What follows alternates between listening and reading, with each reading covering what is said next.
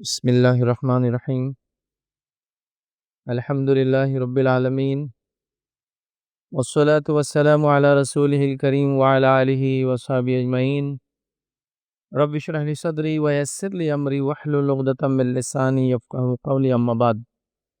تمام تعریفیں اس اللہ عز و جل کے لیے لائق و زیبا ہے جو تمام جہانوں کا بنانے والا اور اسے پالنے والا ہے، اور درود و سلام اس کے آخری نبی محمد صلی اللہ علیہ وسلم پر۔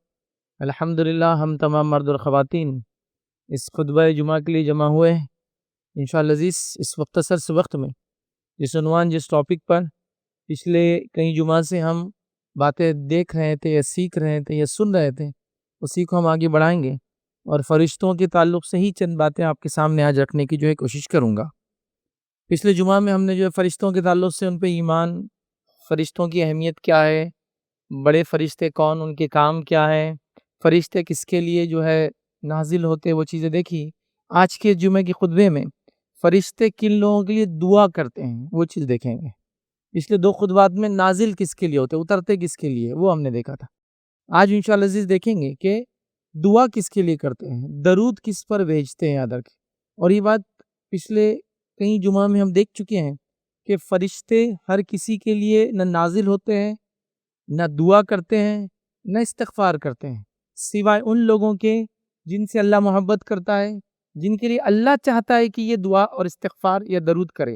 اور فرشتوں کے درود سے ہی مراد فرشتوں کی دعا، جس میں مغفرت کی دعا، رحمت کی دعا اور برکت کی دعا یاد رکھیں۔ تو فرشتوں کے درود حاصل کرنے والے لوگ یاد رکھیں، یا فرشتوں کی صلاح بھی اس کو کہیں گے، یاد رکھیں، ٹھیک ہے؟ کیونکہ صلاۃ کا ایک معنی نماز بھی ہوتا ہے، لیکن اس کا معنی درود بھی ہوتا ہے، یاد رکھیں، جس کو فارسی میں درود بولتے ہیں، عربی میں اس کو صلاۃ بولتے ہیں۔ تو فرشتوں کی دعا کس کو حاصل ہوتی ہے؟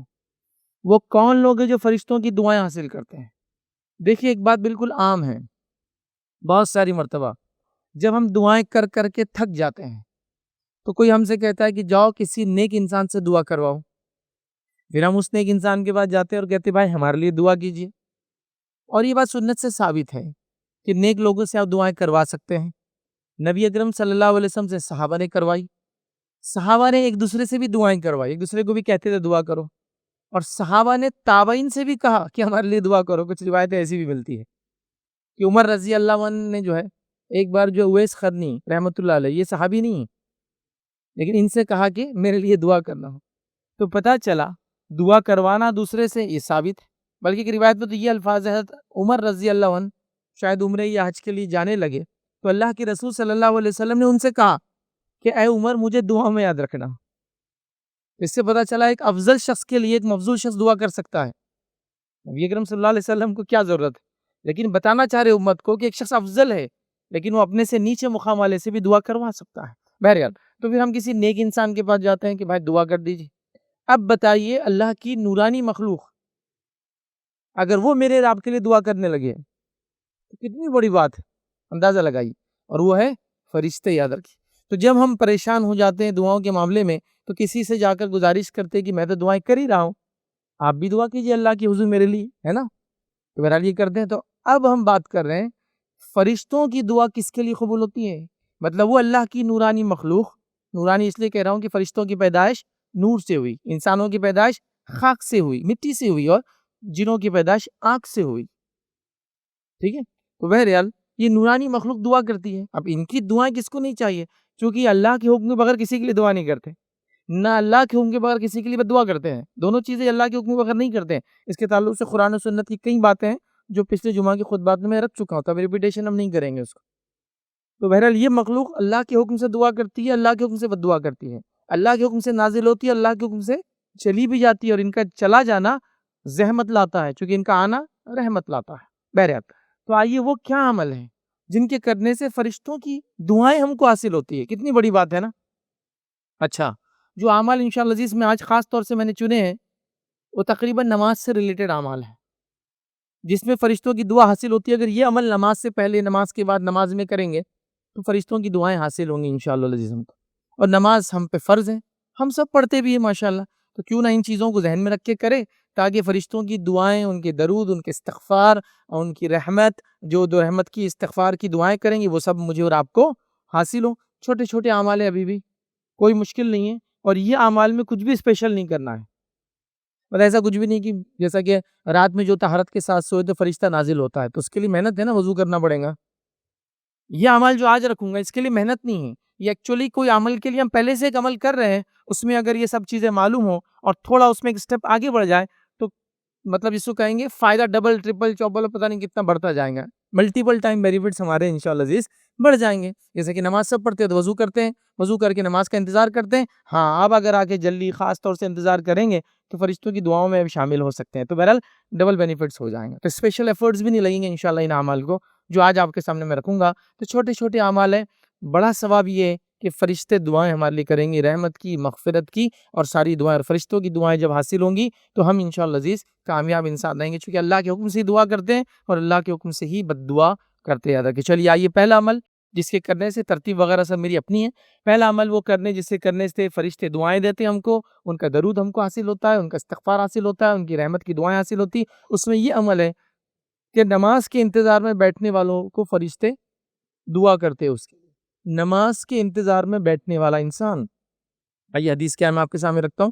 نبی اکرم صلی اللہ علیہ وسلم فرماتے ہیں، صحیح مسلم کی روایت، آپ نے فرمایا اور کہا کہ تم میں سے جب تک کوئی شخص باوضو نماز کے انتظار میں بیٹھا رہتا ہے تو وہ نماز میں ہی رہتا ہے اور فرشتے اس کے لیے دعا کرتے ہیں. جب کوئی شخص نماز کے لیے آتا ہے اور باوضو مسجد میں نماز کا انتظار کرنے بیٹھتا ہے، مثال کے طور پر ظہر کی نماز 1 بجے اس مسجد کے اندر کوئی شخص آتا ہے اور ظہر سے پہلے وضو وغیرہ کرتا ہے، نوافل سنت موقع وغیرہ ادا کرنا چاہتا ہے، کرتا ہے، پھر انتظار کرتے بیٹھتا ہے کہ اب نماز ہوں گی، اب 5 منٹ 10 منٹ یا جو بھی اس کا انتظار ہوتا ہے. کبھی ایسا ہوتا ہے جمعہ وغیرہ میں نماز تھوڑی ایکسٹینڈ ہو جاتی ہے، خطبہ تھوڑا لمبا ہو جاتا ہے. کبھی ایسا ہوتا ہے کسی جگہ آپ جاتے ہیں اور کسی وجہ سے امام صاحب لیٹ آ جاتے ہیں نا، تو آپ انتظار کرتے رہتے ہیں. تو جب ہم وضو کی حالت میں نماز کا انتظار کرتے ہیں تو اللہ کے رسول صلی اللہ علیہ وسلم فرما رہے وہ نماز میں ہی ہے، مطلب ثواب نماز کا ہی ملتا ہے. دیکھیے نماز تو پڑھ نہیں رہے ہیں، نماز کا انتظار کر رہے، فرض ثواب نماز کا مل رہا ہے. دوسرا فائدہ، فرشتوں کی دعائیں تب تک اس کو حاصل ہوتی رہتی ہے. اس شخص کو جب تک وہ انتظار میں ہے نماز کے باوضو حالت میں، تب تک فرشتوں کی دعائیں بھی اس کو حاصل ہوتی رہتی ہے. دیکھیے کتنا چھوٹا عمل ہے، اسپیشل کچھ بھی نہیں، تھوڑا جلدی آنا ہے اور نماز کا انتظار کرتے رہنا. یاد رکھیے تو لہٰذا نماز کا ثواب بھی ملا اور ساتھ میں فرشتوں کی دعاؤں کے مستحق بھی میں اور آپ بنے. تو لہٰذا ہم کوشش کریں کہ ہم جو ہے نماز کو باجماعت پڑھیں، پابندی کے ساتھ پڑھیں، مسجد جا کر پڑھیں، جلدی آ کر وہ جو ہے اس کا انتظار کرے تاکہ فرشتوں کی دعاؤں میں انشاءاللہ عزیز ہم بھی شامل ہو جائے. یاد رکھیں تو عمل تو چھوٹا ہے لیکن فائدہ بہت بڑا ہے کہ فرشتوں کی دعائیں ہمیں حاصل ہوتی. اب اس میں ایک بات تھوڑی غور طلب وہ یہ ہے کہ نماز ایک فریضہ ہے اور اس کے آس پاس کی اتنی چیزیں ہیں جو اتنا ثواب دے رہی ہے، تو خود نماز کتنا ثواب دیتی ہوں گی اندازہ لگائیے. یہ نماز سے پہلے کا انتظار ہے جو نماز کا ثواب بھی دے رہا ہے، فرشتوں کی دعائیں بھی دے رہا ہے، تو نماز کا کیا اجر و ثواب ہوں گا. اور وہ لوگ کتنے بد نصیب ہیں، یہ میں اپنے آپ کو ملا دوں، ہم لوگ کتنے بد نصیب ہیں کہ فرائض ہمارے چھوٹ رہے ہیں، دھڑلے سے چھوٹ رہے ہیں، دن رات چھوٹ رہے ہیں. اور اگر کوئی نماز کا پابند بھی ہے تو عام طور سے 3 نماز کا پابند ہے تو اس کو بولتے ہیں نماز کا پابند ہے. ظہر، عصر اور مغرب، عشاء فجر غائب. 4 پڑھ لے تو تھوڑا فرشتانہ صفت اس میں پیدا ہو گئی. عشاء بھی پڑھ رہا ہے، فجر میں اٹھ جائے تو فرشتوں سے اوپر چلا گیا، ملائکہ سے ہو، کیونکہ کون اٹھتا ہے فجر میں. جمعہ میں مسجدوں کا حال دیکھیے، ہر مسجد بھری ہے. عیدین مسجد کا حال دیکھیے، ہر مسجد بھری ہے. رمضان کے اول 10 دن دیکھیے، ہر مسجد بھری ہے. اس کے بعد اتنی پاپولیشن ہے تو یہ اتنی تعداد میں تو فجر، ظہر، عصر، مغرب، عشاء سب میں جمع ہونا چاہیے تھا. تو دھڑلے سے ہم لوگ نماز چھوڑ رہے ہیں. نماز میں صرف انتظار کرنے کا اجر ہے تو پڑھنے کا کیا اجر ہوگا. نماز چونکہ فرائض میں سے ہے، اس کا اجر بتایا نہیں گیا، یہ آخرت میں ملے گا. لیکن اتنا خالی ایک عمومی طور سے کہہ سکتا ہوں کہ اگر ایک نمازی بلا وجہ آپ چھوڑ دیں گے نا، زندگی بھر کے سجدے بھی کفایت نہیں کریں گے. تو نماز کو مت چھوڑیے، فرض نماز کو خاص طور سے. بہرحال تو نماز کا انتظار کرنے میں جو بیٹھتا ہے نماز کا ہی ثواب پاتا ہے، اور ایک چیز جو بڑی پاتا ہے، فرشتوں کی دعائیں ملتی. چلیے آگے آپ بڑھتے ہیں. دوسرا وہ عمل جسے کرنے سے فرشتوں کی دعاؤں کے مستحق ہوتے وہ کیا ہے معلوم آپ کو؟ پہلی صفوں میں جو انسان آ کے نماز کے لیے بیٹھتا ہے، چاہے کوئی نماز ہو، عید ہو، جمعہ ہو، عام 5 نمازیں ہو، جو پہلی صف، اسپیشل اس میں لفظ کہا گیا پہلی صف، فرسٹ رو، جو پہلی صف میں آ کے جو نماز پڑھتا ہے فرشتوں کی دعائیں اس کو حاصل ہوتی ہے. یاد رکھیں. آئیے ابن حبان کی روایت، نبی اکرم صلی اللہ علیہ وسلم فرماتے ہیں کہ رسول اللہ صلی اللہ علیہ وسلم نے فرمایا کہ بلا شک و شبہ اللہ تعالیٰ اور اس کے فرشتے پہلی صف پر درود بھیجتے ہیں. اللہ اور اس کے فرشتے پہلی صف میں جو نماز میں بیٹھتا ہے اس پر درود بھیجتے ہیں. تو یہ کوئی جمعہ کے لیے خاص نہیں ہے، ہر نماز کے لیے. آپ جس نماز کے لیے مسجد آئے پہلی صف میں بیٹھنے کی کوشش کیجیے. اب یہ بھی ہماری بد نصیبی بولیے، کم عقلی بولیے، علم کی کمی بھی بہرحال ہو سکتی ہے. آدمی آتا تو پہلے لیکن پیچھے بیٹھنا پسند کرتا ہے. عذر ہے، مجبوریاں ایک الگ چیز ہے. انتظامیہ میں کوئی بیٹھا ہے تو اس کو کام ہے تو اس کو باہر جانا پڑے گا، ایک الگ بات ہے. لیکن اس کے بعد بھی ہم وہ کرتے ہیں. دیکھیے ہمارا حال یہ ہے کہ دعوت کی مجلسوں میں ہم پہلے دستر پر بیٹھنا چاہتے ہیں اور دین کی مجلسوں میں آخر میں بیٹھنا چاہتے ہیں. اگر سمجھ لیجیے آپ کو کہے کہ دعوت ہے آ جائیے تو آپ بولیں گے رش تو زیادہ دکھ رہا، لڑ جھگڑ کے وسیلہ لگا کے، عام زبانے میں بولیں گے لگا لگا کے آگے جاؤں گا اور کھانا پہلے کھاؤں گا. تو دینی کھانے کی مجلسوں میں آگے جانا چاہتے ہیں، جبکہ اس کے فائدے اور فضائل کچھ بھی نہیں بتائے گئے کہ بھائی کھانے میں تم پہلے آئیں گے تو فرشتے نازل ہوں گے، برکت زیادہ ہوں گی، کھانا زیادہ ملے گا، ایک ٹائم کھا تو 4 دن بھوک نہیں لگیں گی. کوئی فضیلت نہیں ہے اس کی، کچھ بھی نہیں، اسپیشل نتھنگ. لیکن ہم اس میں آگے بیٹھنا چاہتے ہیں. اور جہاں دین کا فائدہ اور اجر ہے لا تعداد، وہاں آتے تو ہے جلدی کبھی کبھار، لیکن آگے بیٹھنا نہیں چاہتے ہیں. یہ کیا مزاج ہے نہیں معلوم، یہ کیوں بنا میں نہیں جانتا ہوں، اس کی وجہ میں ایکسپلین نہیں کر سکتا ہوں. لیکن ایک مزاج ہے کہ آتے تو لوگ جلدی ہے لیکن پہلی صف میں نہیں بیٹھنا چاہتے. شاید جانے کی جلدی، ٹھیک ہے، میں نے کہا مجبوریاں ہیں تو مجبوریوں کے لیے تو ہم بول رہے ہیں. مجبوری ہے کہ آپ کا پیشنٹ کہیں ہے، آپ آگے کارنر میں بیٹھتے جلدی سے نکلنا چاہتے، ٹھیک ہے نا، سمجھ میں آ رہا. لیکن کوئی مجبوری نہیں ہے، لیکن ایک مزاج ہے. آپ کو کیا لگتا ہے پہلی صف میں جو اتنا اجر مل رہا ہے یوں ہی دیا جا رہا ہے؟ ایسی ظاہر سی بات ہے دل نہیں چاہتا ہے وہ کرنے کو، تبھی تو ریوارڈ اسپیشل دیے جا رہے ہیں. اور کس کا درود، کس کی دعا؟ حدیث میں الفاظ ہے اللہ تعالیٰ اور اس کے فرشتے درود دیتے ہیں. اور اللہ کے درود مانا اس کی مغفرت، اس کی رحمت، اور فرشتوں کے درود کا مانا ان کی دعائیں ہمارے لیے یاد رکھیں. تو اللہ بھی دعا دے رہا ہے یا ہمارے لیے جو ہے درود دے رہا ہے، اور فرشتے بھی یہ کام کر رہے ہیں جو پہلی صف میں آ کر بیٹھتا ہے. تو کوشش کیجئے جب آپ مسجد جائے، چلی پہلی نہیں ملی، پہلی بھر گئی تھی، جتنا آگے ہو سکتا بغیر لوگوں کو تکلیف دیے، بغیر لوگوں کے کاندھوں پہ سے اگالے.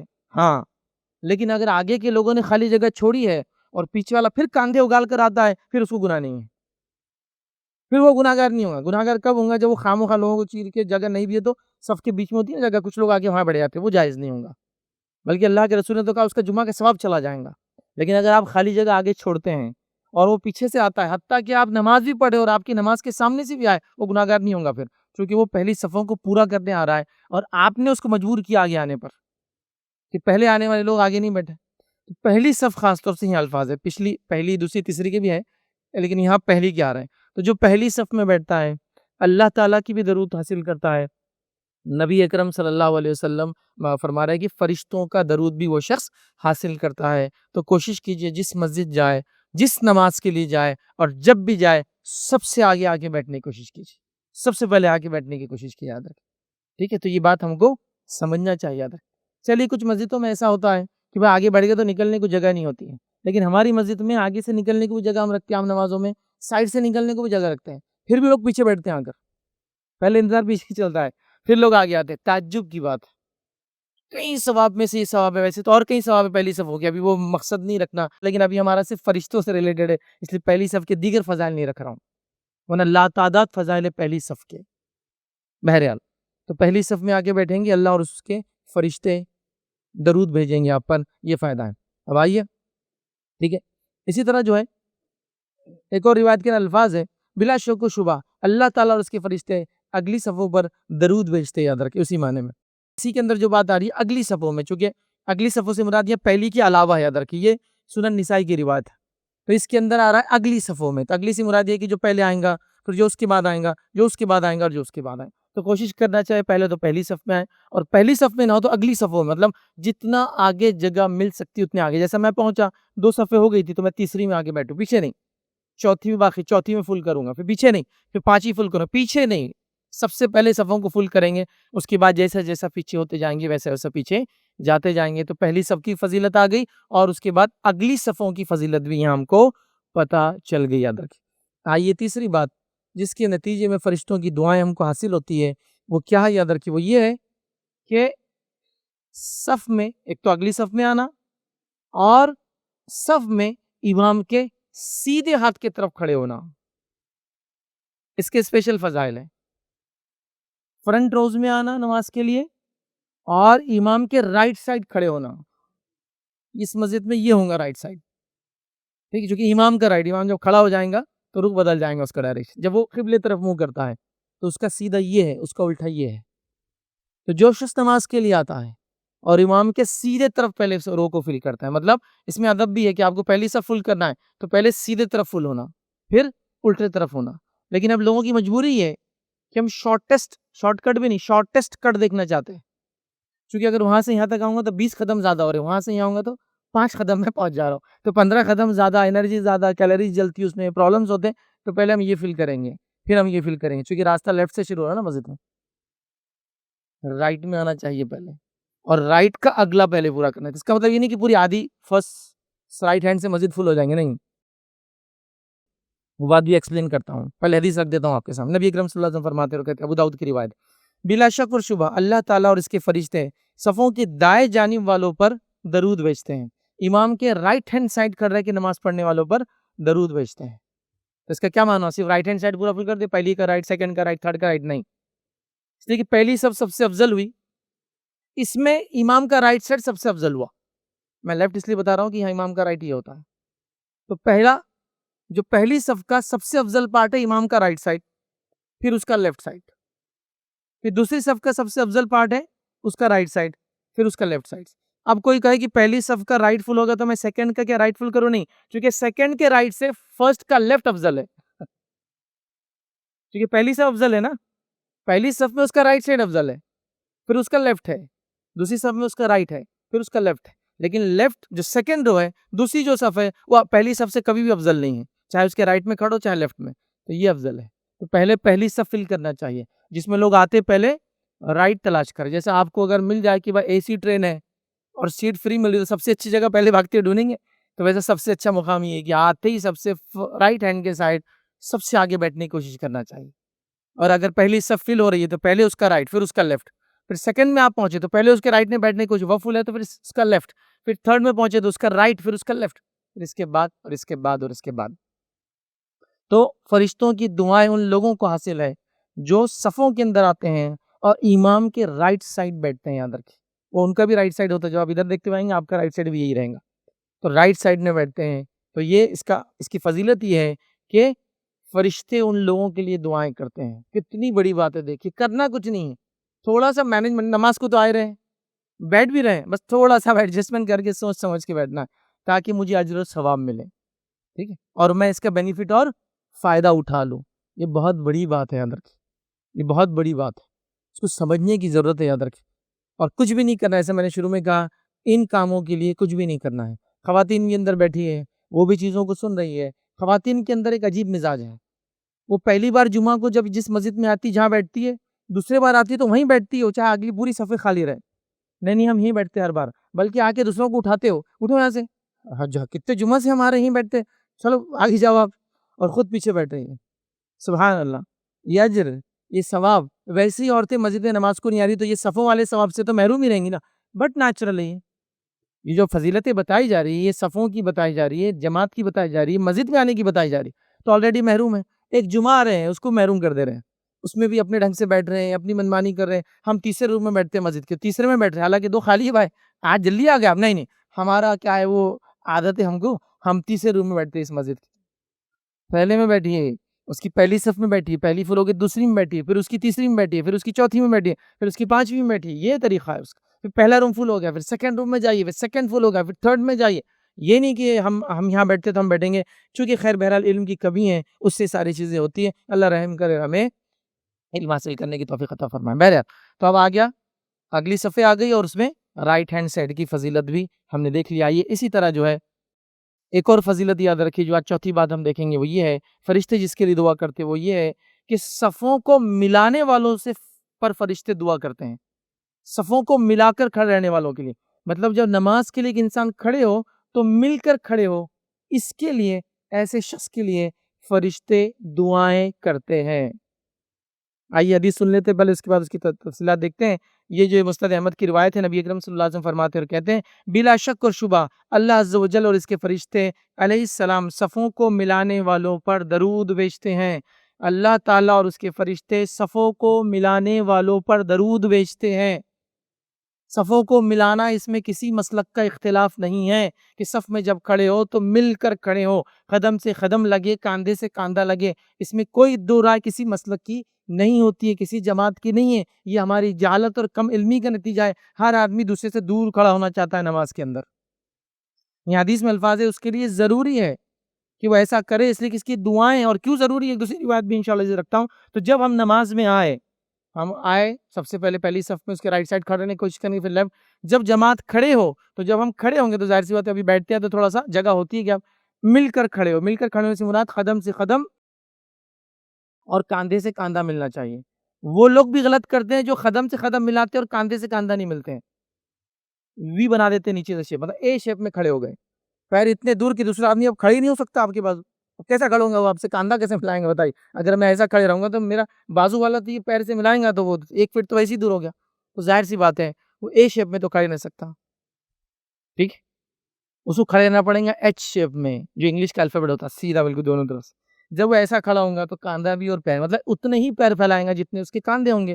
تو جب بازو والا آئیں گا وہ بھی پیر سے پیر لگائیں گا، کاندھے سے کاندھا لگائیں گا، لیکن وہ علم بھی نہیں ہے۔ ابھی چلو مسجد میں اتنا اپڈیٹ تو ہوا تو اعلان ہوتا ہے کہ کاندھے سے کاندھا لگائیے، اچھی بات ہے، یہ بھی ایک قدم آگے آ گئے، لیکن حدیث میں صرف کاندھا نہیں ہے، حدیث میں 2 الفاظ ہے، قدم سے قدم پہلے ہے اور پھر کاندھے سے کاندھا ہے، مطلب فیٹ سے فیٹ لگیں گے اور شولڈر سے شولڈر لگیں گے۔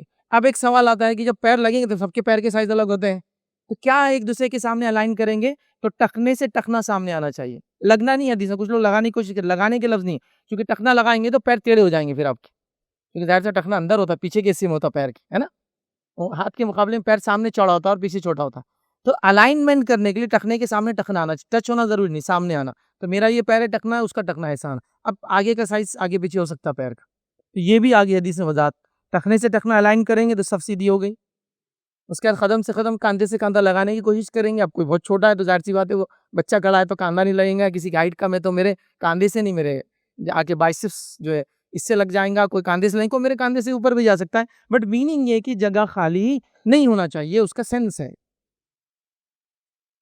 تو آج ہم لوگ اس میں بھی جو افراط و تفریط کے شکار ہے۔ ایک حصہ وہ ہے جو کچھ بھی نہیں کر رہا ہے، تھوڑا سر کو بازو، کوئی نزدیک آ رہا تو بازو کر دیتے، اور کچھ کا حال یہ کہ قدم سے قدم ہی ملا رہے، کاندھا مل نہیں رہا، کیونکہ قدم اتنے پھیلا دی کہ اب کاندھا ملنے کے چانس ہی باقی نہیں رہا آپ کا۔ تو بہرحال ہم کو سمجھنا چاہیے، اور اللہ کے رسول صلی اللہ علیہ وسلم اس کے لیے کتنی محنت کرتے ہیں۔ آئیے ابن خزیمہ کی روایت آپ کے سامنے رکھتا ہوں۔ ایک صحابی رسول فرماتے اور کہتے ہیں، برا بن عازب رضی اللہ عنہ فرماتے اور کہتے ہیں کہ رسول اللہ صلی اللہ علیہ وسلم کی جو کی ایک جانب سے، مطلب رسول اللہ صلی اللہ علیہ وسلم صف کی ایک جانب شروع کرتے اور دوسری تک تشریف لے جاتے۔ جب لوگ صف میں کھڑے ہو جاتے، آپ امام رہتے، تو آپ سیدھے نماز نہیں پڑھاتے، آپ صف کے ایک کارنر میں جاتے اور وہاں سے نکل کے دوسرے کارنر تک جاتے، اور ہر انسان کا سینہ، دیکھیے حدیث کے الفاظ کیا ہیں، تشریف لے جاتے ہیں اور ہمارے کاندھوں اور سینوں کو چھوتے اور ان کو سیدھا کرتے۔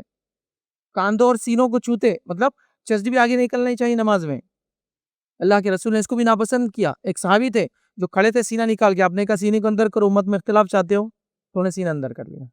سینہ بھی باہر نہیں ہے تو سینے کو ہاتھ لگا دے تاکہ وہ بھی اندر ہو، کاندھوں کو ہاتھ لگا دے تاکہ وہ ملے ہوئے ہو، اور قدم دیکھتے جاتے، اور اتنی صف کو سیدھا کرتے جیسا کہ ایک نیزہ۔ لیکن تیر اور نیزوں کو بہت سیدھا رکھنا پڑتا ہے، جب سیدھے ہوتے ہیں تو جب پھینکا جاتا ہے تو اپنے ٹارگیٹ کو اچیو کرتے، ورنہ تھوڑے بھی ٹیڑھے ہو جائے تو ڈائیورٹ ہو جاتے پھر اپنے ٹارگیٹ سے، اس لیے ان کو سیدھا رکھا جاتا ہے، اتنا سیدھا کرتے۔ تو آپ گھومتے ادھر سے ادھر، مطلب ابتدائی زمانہ جب صحابہ نئے تھے، بعد کے دور میں تو ان کو عادت تھی وہ سب بنانا شروع کر، لیکن آپ جاتے تھے ادھر سے لے کے ادھر تک، اور صفے قدم سے قدم، سینے سے کاندھا لگا ہوا ہے کیا، سینہ آگے پیچھے تو نہیں، صفوں کو سیدھا کرتے ہیں۔ آج ہمارا معاملہ یہ ہے کہ ہم ان سے دور رہنا چاہتے ہیں، اور حدیث میں کیا فرمایا آپ نے سنی آگے، آپ نے فرمایا کہا جب آپ ایسا کرتے ہیں نا صفوں میں، اور یہ کہتے ہیں اختلاف نہ کرو، مطلب صفوں میں کھڑے ہونے میں ایسی گڑبڑ مت کیا کرو، اختلاف نہ کرو، ٹھیک ہے، تمہارے دلوں میں باہمی اختلاف پیدا کر دیا جائے گا، اختلاف مت کرو صفوں میں کھڑے ہونے میں ایسا، ورنہ اللہ تمہارے دلوں میں اختلاف پیدا کر دے گا۔ تو صفوں کا سیدھا رہنا اتنا ضروری ہے، یہ معمولی بات نہیں۔ ایک روایت نے فرمایا صفوں میں خالی جگہ مت چھوڑو، میں نے شیطان کو بکری کے بچے کی شکل میں تمہارے بیچ میں آتے ہوئے دیکھا ہے۔ صفوں کے بیچ میں خالی جگہ مت چھوڑو، میں میرے سے چپکو مت، بازو کر رہا ہوں، آپ فرما رہے میں نے شیطان کو بکری کے بچے کی شکل میں دونوں پیروں کے بیچ میں آتے دیکھا، دو لوگوں کے۔ اور کون سا بکری کا بچہ آ سکتا ہے شیطان کی طرف سے، معلوم آپ کو؟ بڑے اور چھوٹے کا ڈفرنس، مالدار اور غریب کا ڈفرنس ہو رہا ہے نا. جب بھائی میں آپ میرے چپک کے مت کھڑ رہی ہے ایسا، میرے کپڑے بھی استری کر کے آیا میں نے پوری نماز میں، اس کو اکریس نہیں آنا چاہیے. سمجھ رہے آپ؟ شیطان آ رہا ہے آپ کے اندر. اونچ اور نیچ کا، ہائی اسٹیٹس اور لو اسٹیٹس کا، میں بازو چپک کے نہیں کھڑ سکتا آپ سے. سمجھ رہے آپ؟ شیطان کئی طریقے کے صفوں میں آ کے ایسے اختلاف ڈال سکتا ہے. تو آپ فرما رہے گیپ مت چھوڑو، میں بکری کے شکل میں.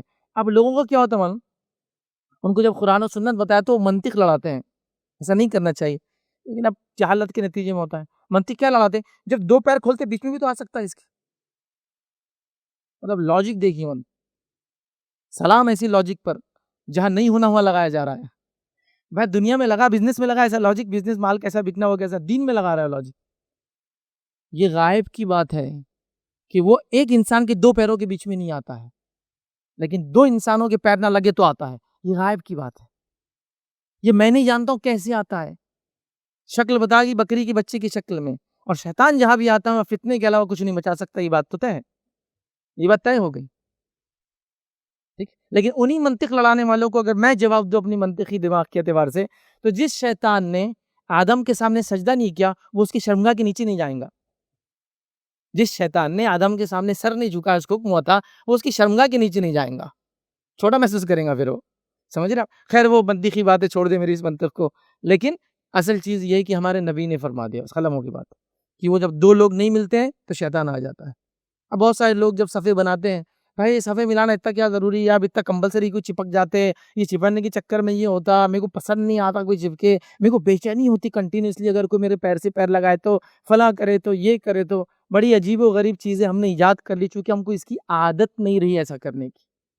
نتیجتاً یہ سب ہو گیا. ایکسٹراڈنری جس کو کہتے ہیں ہیلتھ ہائیجین کے نام پر، لوگوں سے دوری کے نام پر، مختلف وجوہات کی. نماز کے معاملے میں یہ سب کوئی بہانہ نہیں چلیں گا. جب بھی آئیں گے مسجد میں، جب بھی صف بنیں گی، قدم سے قدم لگ کے ہی ہم لوگ کھڑے ہوں گے، کاندھے سے کاندھا ہمارا لگیں گا، صفیں ایسی بنیں گی، ایک دوسرے کو سب دیکھتے جائے تو کام ہو جاتا ہے. ایک روایت میں اللہ کے رسول صلی اللہ علیہ وسلم یہ فرماتے ہیں، جو شخص پہلی صف کو سیدھی کرتا ہے، اللہ اور اس کے فرشتے اس کے لیے دعا کرتے ہیں، مطلب درود بھیجتے ہیں. کیوں کہا پہلی صف؟ چونکہ پہلی صف کو دیکھ کے پھر اگلی صف فالو کریں گے، اگلی صف کو دیکھ کے اس کی بعد والی فالو کریں گے. ایک سسٹم بن جائیں گے نا پھر کہ سب دیکھو یار انہوں نے کتنا کیا، ہم بھی کریں گے. تو اگلی صف کو سیدھا کرنے والے کو یا پہلی صف کو سیدھا کرنے والے کا دعا ملیں گی، مطلب پیچھے بھی لوگ جو ان کو فالو کریں گے سب دعا کے مستحق ہوں گے. اور چونکہ لوگ اگلی صف کو فالو کریں گے، دیکھیے آپ ایک جگہ کہیں مسجد میں صف بن رہی ہے، آگے دو لوگ کھڑے ہوئے پھر گیپ، تین لوگ کھڑے ہوئے پھر گیپ، اور اتنا گیپ ہوتا ہے کبھی کہ آپ دو لوگوں کو سرکائے تو آپ کھڑے ہو سکتے بیچ میں جا کر، اتنا گیپ ہوتا. تو پیچھے والے بھی کیا کرتے ہیں، ویسی صفیں بناتے ہیں، پھر لینینسی برتتے ہیں. صفوں میں نہیں ہوتا، لیکن اگلی صفحہ جب سیدھی ہوتی ہے تو پیچھے والے چلو سیدھے ہو جاؤ، پھر اس کے پیچھے والے تارے اگلے والے بہت سیدھا کرے تو ہم بھی سیدھا کرتے ہیں، پھر اس کے پیچھے والے، اور پھر ایک سسٹم بن جاتا ہے ادھر. تو بہت سارے لوگوں کا سوال ہوتا ہے بھائی عام مسجدوں میں ایسا نہیں کرتے، آپ اس مسجد میں اور وہ مسجد جہاں جو ہے سلفی مسجدیں ہوتی ہے وہاں لوگ اتنا کیوں صف پہ امپورٹنس دیتے ہیں؟ اس کا امپورٹنس ایکچولی شریعت میں ہے تو دینا پڑیں گا نا. دل سے تو میں امپورٹنس نہیں جگا سکتا جو شریعت نہیں دی. جیسا والدین کی اہمیت شریعت نہیں بتائی نا، میں کیسا وہ کروں؟ وہ بتائی گئی تو بولنا ہی پڑے گا، اس کی اہمیت ہے.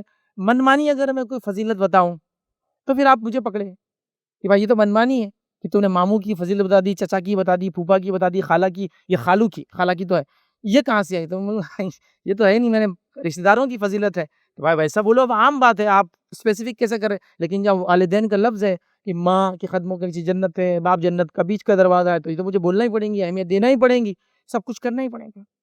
تو یہ شریعت ہے یاد رکھیں، اس میں کوئی جماعت، کوئی مسلک کا کوئی اختلاف نہیں ہے. صرف اور صرف ہماری جہالت کے نتیجے میں ہم ایسی صفیں بناتے ہیں جیسی آج بنا رہے ہیں، اور ہمارے دلوں میں اختلاف اس کی وجہ سے آ چکا ہے.